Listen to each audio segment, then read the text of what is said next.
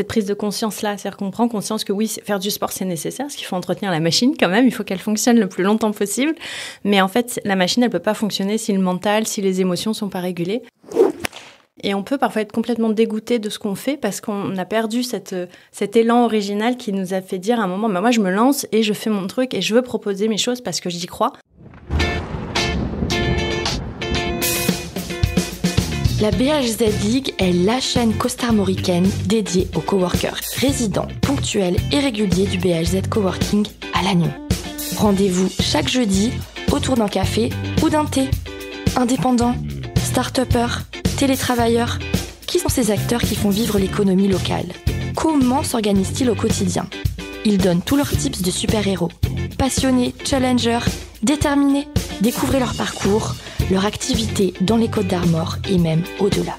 Rendez-vous en description d'épisode pour connaître toutes nos actus.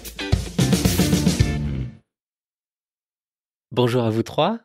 Bonjour Anne-Gaëlle. Bonjour. Salut. Hello. On est ravis de t'accueillir dans la BHZ League. On poursuit un petit peu cette idée de chaîne, puisque dernièrement on a reçu Mathieu, que tu connais bien. Avant de plonger dans la thématique du jour, autour de la forme physique et mentale, pour le bien-être des indépendants, des entrepreneurs, est-ce que tu pourrais te présenter, s'il te plaît? Oui, je peux. Merci. Je suis ravie d'être là aujourd'hui avec vous. Donc moi, c'est Anne-Gaëlle Guillot. Je suis guide de yoga depuis 12 ans maintenant, à temps plein. Je suis arrivée en Bretagne en 2018. Je suis revenue vers mes racines, en fait. Je suis niçoise d'origine. Je suis née à Nice. J'ai travaillé énormément à Paris en agence de com pendant des années. Et en fait, arrivée à un certain stade, je me suis dit, il est temps de quitter à la fois mon boulot et Paris. Donc, je suis revenue en Bretagne, où sont mes origines, du côté de ma maman. Et j'habite dans une maison où j'ai créé mon lieu, en fait, de pratique de yoga, que j'appelle le Chala, où j'habite avec mon chat, ma fille et mon conjoint. Ouais. Et le Chala, pourquoi ce nom-là? Est-ce qu'il a une signification ou... Oui, c'est un mot en sanskrit en fait qui veut dire la maison de. Donc souvent on va dire yoga Chala pour dire la maison du yoga, mais on peut dire aussi go Chala. Souvent c'est la maison des vaches par exemple en Inde. Donc Chala c'est vraiment l'idée du foyer, du cocon. Et j'avais envie de créer un espace qui soit dans lequel les personnes puissent se déposer, parce qu'on est vraiment en pleine campagne, au milieu de nulle part. On a une chance incroyable. Et je voulais que cet espace soit vraiment accueillant, reposant. Et donc cette idée de yoga Chala, d'écrin dans lequel on peut venir pratiquer et toute chose, parce que je le loue aussi, donc il y a d'autres personnes qui viennent aussi proposer on va dire leurs propositions et leurs offres. Donc c'est génial parce qu'il y a vraiment une synergie qui se crée petit à petit. Et l'idée c'est de faire un lieu où une communauté se crée et on se sente bien.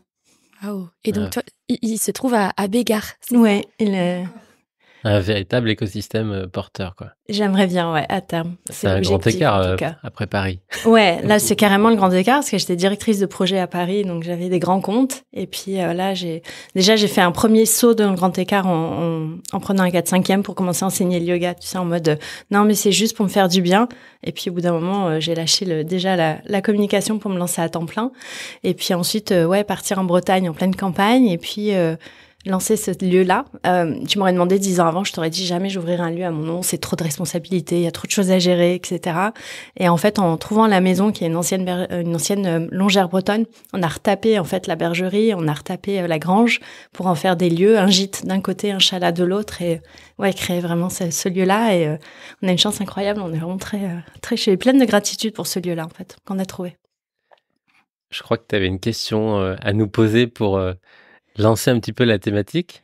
Ben oui, moi je me dis là, on est à une table avec des entrepreneurs et une entrepreneuse. Et qu'est-ce que vous faites vous pour votre bien-être au quotidien, pendant vos journées, pendant vos semaines? Alors je vais commencer. Moi, qu'est-ce que je fais? Je me suis rendu compte en fait que quand je me suis lancé dans les entreprises respectives que j'ai là, que je faisais plus du tout de sport. Et par faute de temps, et donc là je m'impose de faire au minimum 1h30 de basket par semaine, au minimum une fois, donc sinon plutôt 2 par semaine si je peux. Et ce que j'ai aussi découvert sur le tas, c'est que en coachant en fait une équipe de basket, ça me permettait moi de décharger pas mal de choses. C'est-à-dire j'arrive vraiment à faire une coupure. Peut-être que 5 minutes avant le début de la séance, je suis encore en réunion. Quand je coupe et que je rentre dans la salle et que je commence le basket, j'oublie vraiment tout. Et quand je ressors, en fait, je suis vraiment vidé. Je peux même retourner bosser, en fait, sans que ça m'affecte, en fait, parce que j'ai vraiment cette sensation d'avoir coupé. Donc, voilà. Comme le podcast quand tu enregistres. Comme le podcast quand on enregistre. Ouais. Tu coupes tout. Toi, Rosanne? Alors moi, je dirais que c'est un petit peu comme Patrick aussi. Le sport me fait du bien. Alors, je dois être aux alentours de 1h et demie aussi, puisque je m'impose 20 minutes de vélo elliptique par jour. Je sais que ça me fait du bien, j'en ai besoin pour extérioriser aussi. Et après, je sais que le contact avec la nature est important aussi. Donc j'adore aller me balader avec ma mère. Alors pas très loin de Bégard pour le coup, à Tonquédec. Ah oui. Et après, j'ai la chance aussi d'habiter proche du BHZ Coworking où on a le chemin de halage, où on longe le Léguerre. Donc c'est sympa aussi. On a ce rapport-là avec la nature. On a 5 km aller, 5 km retour. Donc 10 km au total. Ça fait une balade très sympathique. Et donc pour mon bien-être, qu'est-ce que je fais aussi pour rejoindre un petit peu ce dont on parlait aussi avec Morgane dans un épisode précédent. Je sais que l'alimentation est très importante, donc j'essaye de manger à peu près aussi équilibré pour me faire du bien. Puisque je sais que quand j'enchaîne 3-4 jours à manger des pizzas et des burgers, en général, je le ressens tout de suite. C'est immédiat. Ouais. Et toi, Gaëlle? Moi, je crois que j'ai vraiment pris le temps de bien apprendre à me connaître. Je pense que c'est comme ça qu'on arrive à avoir un bien-être.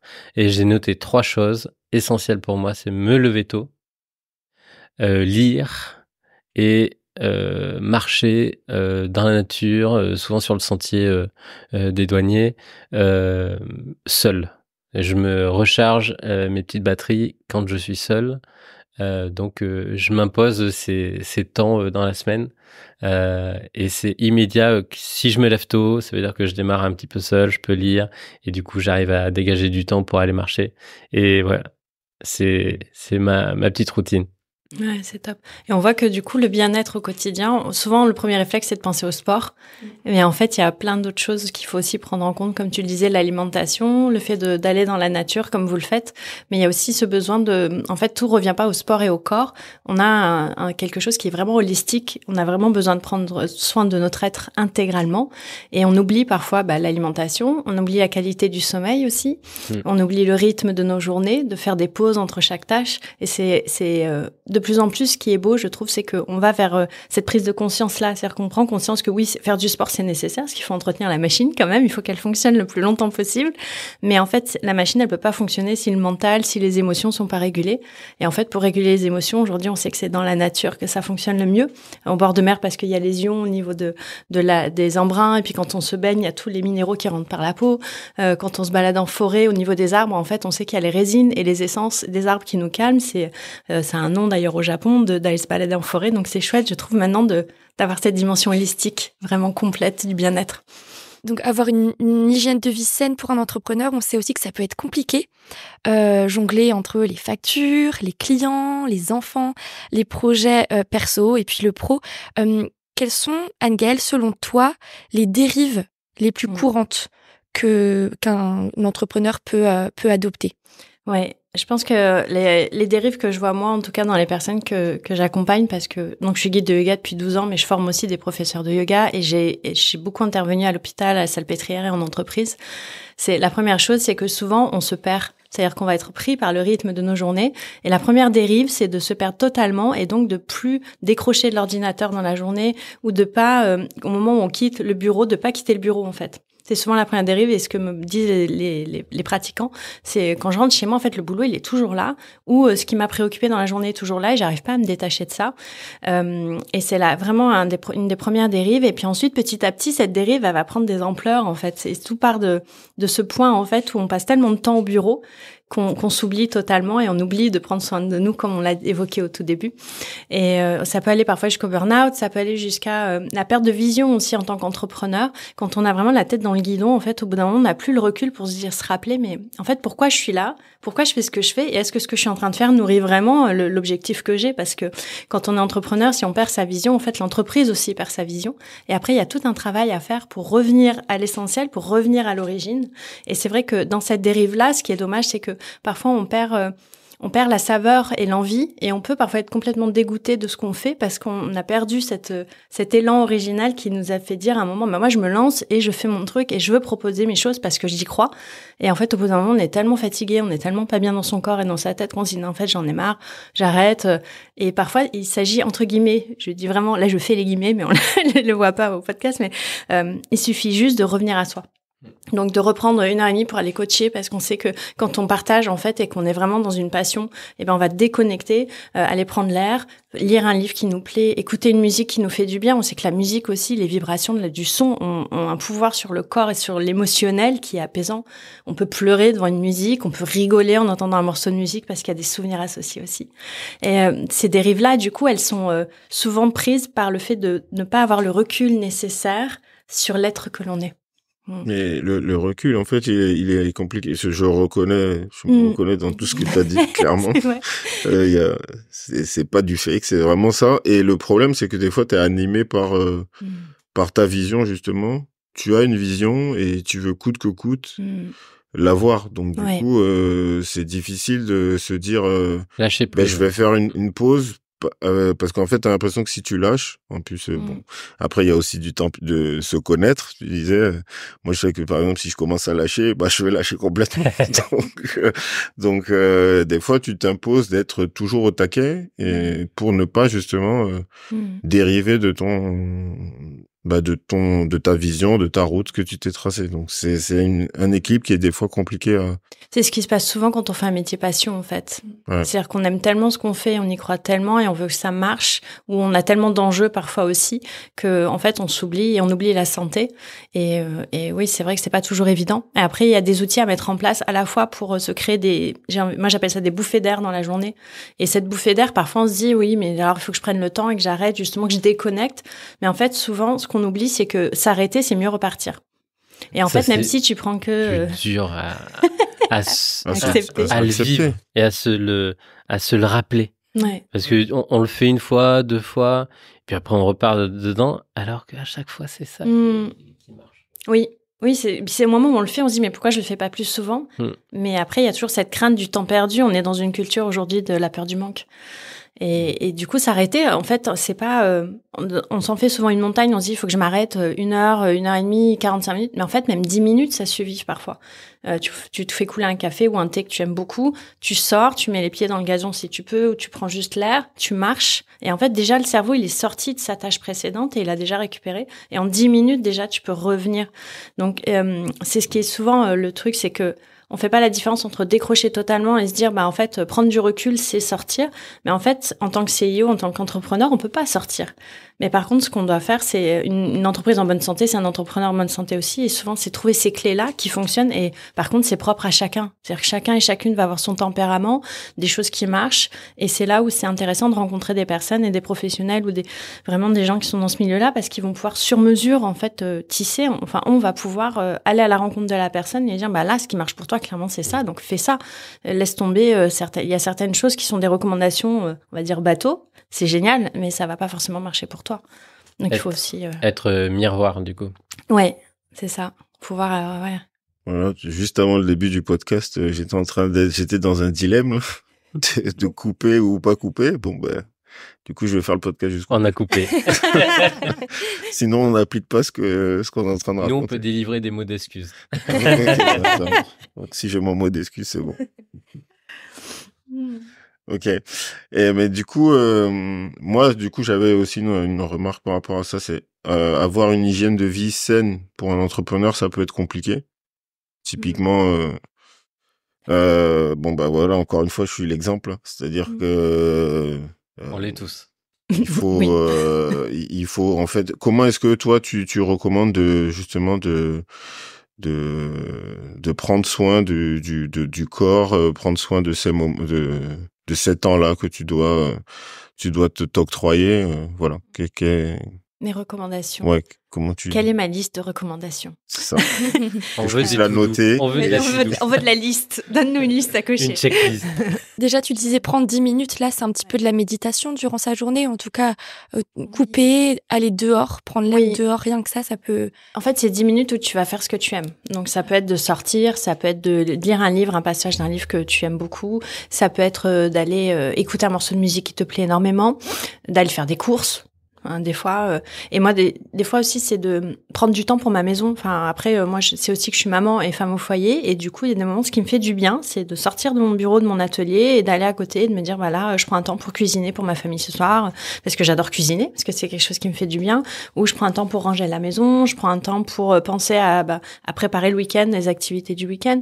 C'est vraiment en fait 10 minutes pour soi, donc il faut que ce soit quelque chose qui fasse du bien. Il faut pas que quelqu'un qui n'a pas envie de sortir ou qui a pas envie d'aller dans son jardin pour une raison X ou Y, faut pas qu'ils disent j'y vais parce qu'on m'a dit d'eux. Encore une fois, c'est les mains dans la terre. En fait, ouais voilà, me rouler dans le gazon et tout, c'est pas ton truc de faire des câlins aux arbres, tu vas pas aller faire des câlins aux arbres quoi, tu vois. Mais c'est vraiment 10 minutes qui te plaisent, ça peut être d'appeler quelqu'un que tu aimes aussi. Décrocher ton téléphone en fait et appeler quelqu'un que tu aimes et avec qui t'as pas pris le temps justement peut-être de parler ces derniers temps et juste de prendre le temps de l'appeler, de prendre des nouvelles et ça sort. Après il y a les recommandations standards, on va dire toujours de faire 10 000 pas par jour, on va dire de prendre soin de soi. Mais il y a aussi hydrater le corps. On a besoin d'eau, souvent on oublie de boire, ou on boit trop de café qui déshydrate, ou on boit trop de thé aussi, parce que j'avais une pratiquante qui me disait « Mais moi je bois beaucoup d'eau, je bois du thé toute la journée ». Alors, oui, alors, le thé active le système digestif et puis ça déshydrate, donc bois de l'eau. Donc il faut boire de l'eau en fait vraiment, mais il faut pas boire trop d'eau non plus. Donc c'est toujours pareil, l'équilibre et l'harmonie. Mais après moi en tant que guide de yoga, mes recommandations c'est toujours de bouger le corps en tous sens. Parce que c'est bien beau de marcher, mais on est toujours sur le même plan, le plan sagittal, on va vers l'avant. Et en fait, il faut vraiment pouvoir bouger la colonne vertébrale et les hanches en tous sens, parce que sinon on perd la mobilité. Les tensions dans le haut du dos, marcher c'est bien, mais en fait, pouvoir faire des mouvements avec les épaules, comme on l'a fait dans l'atelier de yoga sur chaise la dernière fois, c'est ce qui va vraiment permettre de dénouer les tensions au niveau des trapèzes. Donc moi c'est vraiment bouger la colonne, les hanches, les épaules en tous sens. Donc, et encore une fois, ça peut être de sortir et de faire l'hélicoptère avec ses bras, ça peut être de faire des mouvements qui parfois de l'extérieur paraissent un peu bizarres, mais qui font du bien. En fait, ça peut être de danser, mettre une musique que vous aimez et sautiller, danser, et du coup, ça va aussi bouger la colonne, bouger les bras. Et les autres recommandations que j'ai, c'est oui, se faire plaisir. On oublie souvent ça. Le psycho-émotionnel, en fait, il a besoin de satisfaction immédiate et de satisfaction à long terme. Si on coupe la satisfaction immédiate et la satisfaction à long terme, on tombe dans un vice, en fait, où on va avoir un manque qui va se créer émotionnellement et le bien-être va basculer vers un mal-être. Donc, c'est régulièrement penser à est-ce que je fais vraiment ce que j'aime? Est-ce que j'ai changé les fleurs, je sais pas, dans mon bureau parce qu'elles sont complètement fanées, ça fait 3 semaines que je les regarde en me disant qu'il faut que je les jette, mais j'ai pas le temps. Est-ce que c'est je sais pas, d'allumer une bougie qu'on aime bien? C'est vraiment des petites choses au quotidien déjà qui vont amener quelque chose de l'ordre de prendre soin de soi. Et puis après, il y a la vision à long terme, en fait. Alors pas, quand j'ai la vision à long terme, c'est pas la perspective dans 3 semaines, je suis en vacances, donc je mets un dernier coup de collier, ça va aller, n'est-ce pas? C'est pas grave, là j'en chie, je traîne par terre, ça va être très dur, mais je sais que je suis en vacances dans 3 semaines, parce qu'en fait, quand on arrive en vacances, du coup, on met au moins 1 semaine, 10 jours à s'en remettre, à sortir, à reprendre soin de soi. Et puis, en général, on part 15 jours. Donc, c'est les 5 derniers jours, on profite. Et puis, on rentre, on se dit, c'est trop court. Donc, en prenant soin de soi aussi régulièrement, c'est une de mes recommandations, c'est de le faire régulièrement, pas attendre de partir, pas attendre le week-end, en fait, c'est même dans la journée. Quand j'étais salariée, pareil, je prenais du temps, je sais que le midi, au moins 2 à 3 fois par semaine, je mangeais dehors. Parce qu'en fait, sinon, on est tout le temps dans le bâtiment, en fait, on prend pas le temps de prendre de l'air, on voit pas ce qui se passe à l'extérieur, et c'est important. En fait, toutes ces choses-là, elles contribuent vraiment en termes de recommandations. Et apprendre à respirer aussi, c'est une grande recommandation. Mais finalement, ce que tu dis, c'est, en fait, il faut qu'on s'éduque, quoi. Il faut qu'on réapprenne à prendre soin de soi. Parce que, moi, j'avais l'impression que c'est ça, c'est arriver à s'écouter, s'éduquer. Or, tout aujourd'hui, fait qu'aujourd'hui, on n'est pas à l'écoute de ça, quoi. En fait, moi, ce qui m'interroge tout le temps, c'est comment, tu vois, je sais tout ça, tout ce que tu viens de dire. Typiquement, moi, j'adore jardiner. Ouais. Mais aujourd'hui, mon jardin, il est pas forcément comme je veux parce que je me dis que j'ai pas le temps. alors que je pourrais avoir le temps. Mais comment je fais cette bascule? Comment je fais ce switch? En fait, c'est ça qui est compliqué, je trouve. Et souvent, on pense que que ça devrait être facile et que si c'est compliqué, c'est que c'est pas possible. Mais en fait, ça demande un effort. Ça demande un effort parce que le mental, ce qu'il aime, c'est ce qu'il connaît. Donc, si tous les jours, tu as l'habitude de te lever tôt ou tu as l'habitude de cravacher, au moment où tu vas arrêter de cravacher, il va être dans l'inconfort. Et donc, ton mental, ce qu'il va chercher, c'est le confort. Donc, tout de suite, ce qu'il va chercher à faire, il est très intelligent, ton cerveau, mode survie, refais les choses que j'aime que tu fasses et qu'on fait d'habitude et que je connais. Et donc, quand on va lui dire, non, attends, là, on va aller jardiner, on va aller planter les tomates parce que c'est la saison de planter les tomates. Ton mental, il va faire quoi? On va s'arrêter. Mais attends, moi, je connais pas ça. Et puis, on va respirer. Et puis, il y aura plus de bruit. Et il y a pas de téléphone. T'as laissé ton téléphone dans la cuisine? Mais comment? Et en fait, il faut le rééduquer. Et c'est quelque chose. Et en fait, on le fait petit. On oublie ça. Mais quand on a été enfant, on a appris à marcher, on a appris à parler, on a appris à manger. Et tout ça, ça nous a demandé un effort. Et d'un seul coup, quand on est adulte, il faudrait que tout soit facile parce qu'on est vraiment dans une culture où tout doit être rapide et gratuit et facile. Et si c'est compliqué, c'est pas grave. Avec le contexte aussi aujourd'hui dans lequel on est, dès qu'il y a une difficulté, souvent on tend à l'éviter parce que voilà. Et en fait, il faut rééduquer. Donc c'est de la patience. Et ça, en fait, le travail sur toi débute au moment où tu as décidé de prendre soin de toi. Pas au moment où tu vas jardiner. C'est-à-dire l'instant où tu vas dire, là, je vais faire tout ce que je peux pour. Et c'est pour ça que c'est important aussi de mettre des objectifs réalistes. Si d'un coup tu dis, moi je veux bloquer mon week-end entier pour jardiner, ton corps il va être en résistance totale à faire quoi? 2 jours d'affilée? Ok, alors qu'est-ce qu'on peut lui faire la to-do list, s'il vous plaît, de tout ce qu'il a à faire pour le stresser qu'il retourne au bureau? Non, un jour tu vas dire, tiens, j'ai acheté un pied de sauge et je vais juste planter mon pied de sauge. Tiens, je vais juste faire un croquis de comment j'aimerais que mon jardin soit. Tiens, et juste des petites choses. Et en fait, tu rallonges à dur au fur et à mesure. Et c'est pareil pour tout. Quand tu penses, quand t'as un enfant, même le basket, quand un enfant apprend le sport, tu lui fais pas un entraînement de 2 heures direct.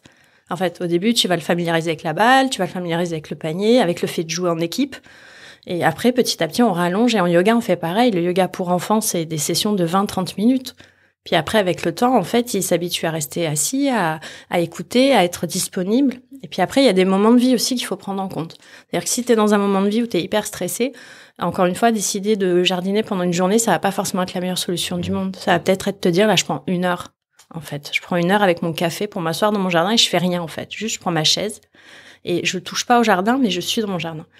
Et c'est y aller progressivement, toujours avoir cette idée-là. La question que moi je me pose, oui, j'arrive à le faire de temps en temps quand même. C'est bien. Des fois je tire le trait exprès, mais pourquoi on ne se rappelle jamais du bienfait que ça nous fait?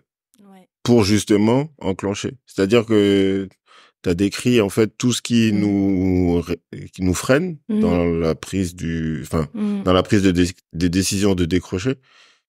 Mais on se rappelle jamais j'ai bien fait de couper à ce moment-là. Est-ce que c'est pas le fameux mental, justement? Ouais, c'est le mental et puis c'est une durée. C'est-à-dire qu'il va avoir besoin d'un temps pour reconnaître que ce que tu lui fais faire est bon et le demander. Tu l'as sûrement avec le basket maintenant. C'est-à-dire qu'en fait, au début, quand t'allais au basket, quand t'étais jeune, ou tu t'es peut-être dit au début, oui, c'est sympa, j'y vais. Puis au bout d'un moment, t'as senti que c'était important pour toi. Et en fait, c'est le même mécanisme. C'est en répétant ce qui te fait du bien. Le cerveau, il est construit pour se rappeler de ce qui est mauvais et dangereux parce qu'en fait, c'est le mode de survie qu'on a depuis les millénaires qui nous maintenait en vie. C'est-à-dire que mammouth, nourriture, lynx, je cours. Tu vois. Et du coup, il va plus souvent se rappeler du lynx, je cours que du mammouth manger. Il va falloir qu'il ait faim, puis qu'il se dise, est-ce que j'ai vraiment envie de courir après un mammouth? C'est quand même lourd, on est que 2, c'est un gros mammouth. Tu vois. Alors que tu vois, un lynx, tu cours, tu te poses pas la question. Et c'est exactement la même chose. C'est-à-dire que s'il y a quelque chose, même si c'est désagréable, mais s'il y a quelque chose qu'il connaît, qui t'a maintenu jusque-là en vie, il va le réclamer. Et c'est pour ça qu'il faut répéter. Et les fameux 21 jours, c'est pas une histoire de rien, c'est une histoire vraiment, il y a une biochimie au niveau du corps et du mental qui fait que répéter la même chose pendant une certaine durée crée une habitude. Et en fait, ce qui est dur, c'est de changer les habitudes. On est des animaux d'habitude. 21, c'est le minimum. Pour créer une habitude.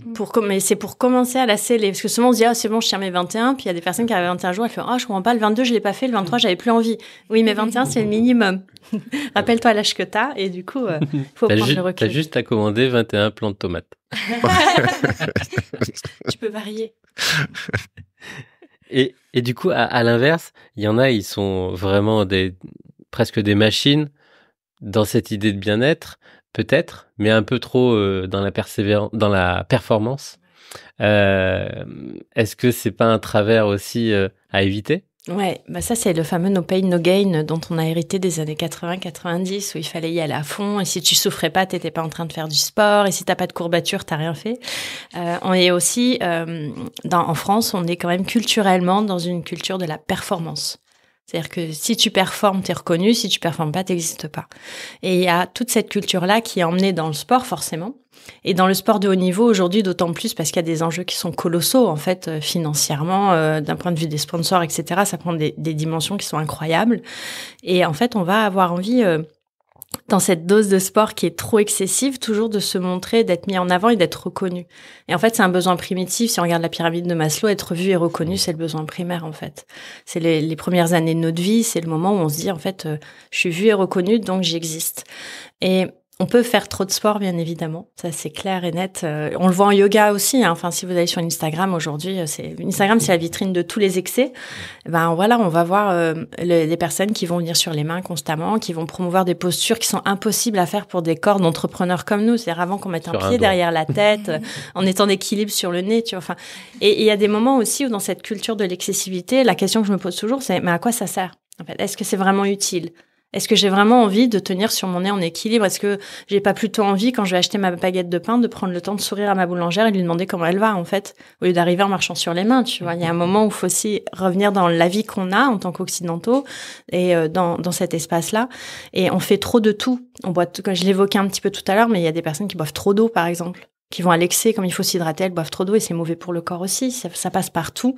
Mais on peut faire trop de sport. Et en fait, ce que je me dis souvent et ce que je rappelle aux personnes que je forme aussi, parce que quand on est guide de yoga, professeur de yoga, souvent on veut faire beaucoup aussi parce qu'on se dit il faut savoir faire les postures les plus avancées pour avoir des élèves ou autres.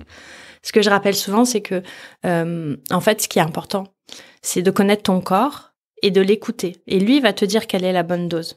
Et parfois, ta bonne dose, ça va être de courir pendant 2h30, d'aller faire une randonnée de 5 heures, d'enchaîner 2 entraînements de sport. Et parfois, ton corps, il va dire, bah là, en fait, aujourd'hui, j'ai pas l'énergie pour. Bah, c'est une balade de 25 minutes. Et le trop de sport, souvent, et le trop d'activité physique à l'excès, dans la performance, c'est à nouveau le mental qui a tellement l'habitude dans le travail ou au quotidien de dire, bah, on va au max, qui fait tout au max. Donc, quand il va à la salle de gym, il va pas juste marcher 25 minutes sur le tapis de marche, il va courir pendant 45 minutes, quitte à, le lendemain, pas pouvoir marcher. Et c'est encore une fois, c'est le mental à éduquer, à redescendre, à dire, mais en fait, qui peut le plus, peut le moins. Et en fait, est-ce que quand je fais moins, on dit aujourd'hui, la phrase qu'on dit souvent en yoga, c'est less is more, c'est-à-dire le moins est le mieux. C'est-à-dire en fait, partir du moins pour progressivement ajouter, pour écouter le corps. Et c'est dans les pratiques les plus lentes de toute façon, que ce soit le yoga, mais aussi le qigong, le tai chi, la marche en pleine nature, qu'on apprend à se connaître, en fait, à un moment se dire, tiens, en fait, là, je suis fatiguée. Ah bah tiens, là, ça me fait du bien à l'épaule, donc c'est une posture qui correspond. Et en fait, tous les jours, on a des besoins qui sont différents. Donc, il y a un jour où on va avoir besoin de marcher, il y a un jour où on a besoin de courir, il y a un jour où on a besoin de faire de la muscu, il y a un jour où on va s'étirer. Et ce qui est important, c'est d'écouter tous ces besoins du corps et d'avoir un équilibre entre ce qu'on qualifie, nous, de yang et de yin. C'est-à-dire, ce qui est yang, c'est ce qui est cardio et musculaire, qui va vraiment entretenir la structure extérieure du corps, qui va entretenir notre capacité d'endurance, aussi bien mentale que physique, parce que quand on va dans un sport qui est exigeant, en fait, on travaille aussi sur le mental, c'est-à-dire qu'on l'habitue à sortir de sa zone de confort, on l'habitue aussi à apprendre des nouvelles choses, et le cerveau est très friand d'apprendre des nouvelles choses tous les jours. Et il crée des nouveaux synapses, en fait, et d'un seul coup, il adore ça. Et c'est là où on développe la plasticité et où on vieillit bien. Mais il faut aussi des pratiques yin qu'on oublie, qu'on évoquait au tout début, mais boire un verre d'eau en silence, faire une sieste. J'osais pas la nommer celle-là parce que moi je suis un grand adepte tous les jours. Ouais, quand on fait une sieste, quand on a trouvé sa bonne durée, en fait, on récupère en 15, 20, 25 minutes, on peut récupérer comme si on avait dormi pendant 3 heures en fait. Il faut trouver en fait la bonne durée par contre. Pour chaque personne, elle est différente. Mais ça peut être la méditation, on l'évoquait tout à l'heure, c'est prendre un temps pour respirer et observer. Et en fait, toutes ces activités yin et yang sont indispensables parce qu'en fait, le yin va travailler tout ce qui est profond. Le qigong va travailler ce qui est profond, le yin yoga, tout ce qui est articulaire, et tout ce qui est yang va travailler tout ce qui est musculaire. Et en fait, on a besoin des deux. Et dans la vie, c'est pareil. On a besoin de mouvement et on a besoin d'immobilité. On a besoin de prendre des décisions, mais on a besoin d'observer. Et en fait, c'est cet équilibre-là qui va nous permettre de sortir du trop, mais aussi du moins. Parce qu'on peut aussi être parfois... Canapé. Voilà, Netflix. j'allais dire la patate de canapé, en fait, qui se dit, bon, ben moi, de toute façon, je fais pas de sport. Je suis juste en train de me détendre, mais ça fait 40 ans que tu es détend. Alors, et bouge-toi. ton corps, il peut pas, là. Il va pas Il est pouvoir. mou. Donc, c'est cette recherche d'harmonie, finalement, qu'on veut. Okay. Et il faut pas la faire passer comme un effort. Souvent, on se dit, il y a quelque chose à faire. Et souvent, c'est se donner le temps et la patience d'écouter et de ressentir. Et on n'a pas à réapprendre, à se rééduquer. En fait, on a à revenir à ce qu'on est. C'est ça qui est le plus important. On a tout en nous, en fait. Et tu nous rappelles vraiment à quel point le bonheur est dans la dose, en fait. C'est un équilibre à trouver dans tous les secteurs, dans tous les milieux de notre vie. Est-ce que tu peux nous résumer les grands bienfaits du yoga, s'il te plaît, Anne-Gaëlle? Il y en a plus que ça. Je vais faire une to-do list. Le premier bienfait qu'on voit, c'est le bienfait physique. C'est-à-dire quand on vient. Alors, il faut savoir aussi que le yoga, il y a plein de pratiques. Il y a des pratiques très physiques, très dynamiques, très yang, et il y a des pratiques très yin. Donc, quand on parle du yoga, en général, en fait, c'est un spectre qui est très large et il faut trouver, entre guillemets, son yoga et son ou sa guide qui vont coller avec ce dont on a besoin. Mais là, je vais parler d'un transverse. Toi, t'es spécialisée dans un yoga en particulier? Alors moi, je suis en recherche. Ouais, tu savais pas? J'arrive en roulé-boulé au coworking tous les jeudis. Non, moi, je suis en quête d'harmonie depuis des années et en fait, je suis rentrée au yoga par la spiritualité. Vraiment, moi, c'est ce qui me parle, c'est cette reconnexion, se retrouver, se questionner constamment. Et je suis à la fois spécialisée en yoga très dynamique et en yoga très doux. Parce que les deux sont essentiels, en fait. J'ai commencé par le très dynamique quand j'étais justement en agence de communication. J'allais courir pendant des heures sur mon tapis de course. Voilà, c'était en mode, non, enfin, faut y aller, quoi. Tu vois, je vais pas juste, je voyais les gens qui méditaient, je me disais, ils font rien.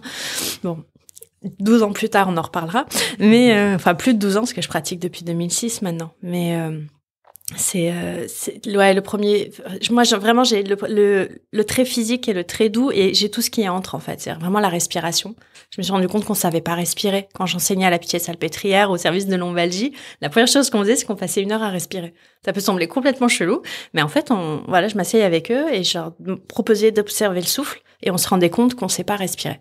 Donc, on allait explorer ça. Comment est-ce qu'on fait pour respirer? Et, les chants de mantra aussi, les chants sacrés en sanskrit aussi, c'est des choses que je propose. Mais c'est vrai que les bénéfices du yoga, le premier qu'on va voir, ça va être le bénéfice physique parce que c'est le plus palpable. En fait, quand tu reviens au corps, c'est tangible.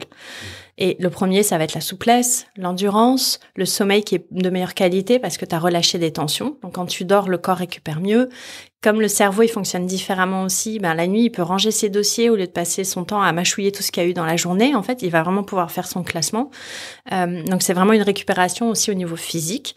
La respiration, c'est le deuxième bénéfice, en tout cas dans mes sessions, parce qu'on passe par là. Donc, c'est obligé parce que on peut pas faire d'activité physique ou même de méditation si on sait pas respirer.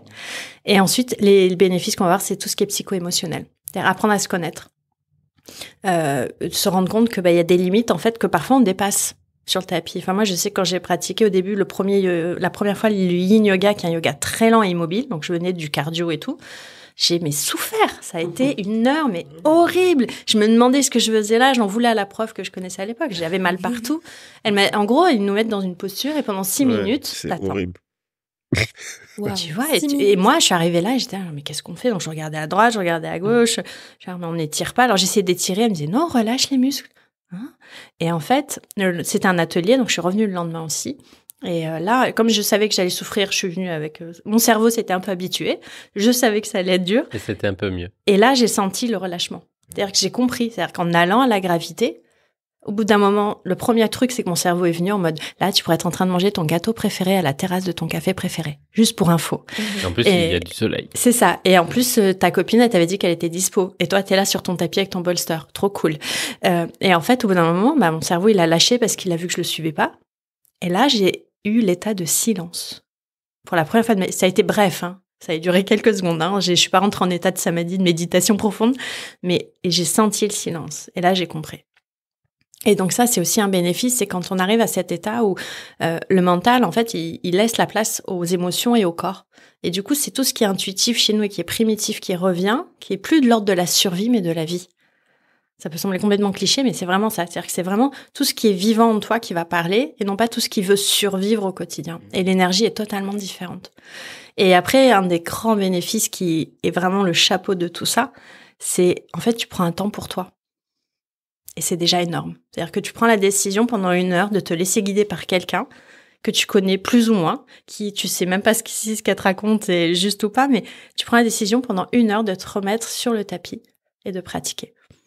Et ça, déjà, c'est un bénéfice énorme. On l'a vu déjà, on l'a discuté. En discutant là, juste une demi-heure, c'est prendre 1 heure. Ce que j'allais te dire, c'est que je vais garder ce podcast et je vais l'écouter. C'est une manière de faire du yoga. De te déconnecter. Ouais, c'est presque de l'hypnose. Non, mais je te jure que c'est ça. Moi, c'est pour ça que je suis addict. Hein. Dès que je sors les micros, mode avion, et là, on est obligatoirement les yeux dans les yeux. Ouais. Et donc, je pense que cet épisode-là, il va me faire du bien. Je vais l'écouter. Il sera à 10 000 écoutes. Dans 1 an, il y aura 360 écoutes que de Patrick. Et on va recevoir des mails de comment je fais du yoga, comment est-ce que je pratique. Mais oui. Bon, on a fait un super tour. On pourra évidemment du coup écouter et réécouter cet épisode. Peut-être évidemment te contacter. Où est-ce qu'on peut le faire ? Oui, moi, j'ai une page Instagram où je communique pas mal, Anne-Gaëlle Guillot. J'ai mis à mon nom, tout simplement, ou un site internet. Et puis, à mon podcast aussi, tout est déjà là, où je donne aussi des pratiques de yoga. Donc, si vous voulez les faire tranquillement chez vous, il y a aussi des outils que vous pouvez écouter. Et je serais ravie, en tout cas, d'accompagner. C'est vraiment ma passion. Accompagner sur mesure, donc n'hésitez pas. Tu vas avoir aussi 500 écoutes de la part de Patrick. Écoute, directement, il va avec tout plaisir. avaler. Un jour, je vais faire, j'en parlais avec mon conjoint, mais un jour, je vais faire des sessions pour les basketteurs. De toute façon, c'est obligé. Bon, écoute. Ça va arriver. Super. Merci beaucoup, Anne-Gaëlle. Merci à beaucoup. vous. Et à bientôt. Au revoir. À bientôt. Salut.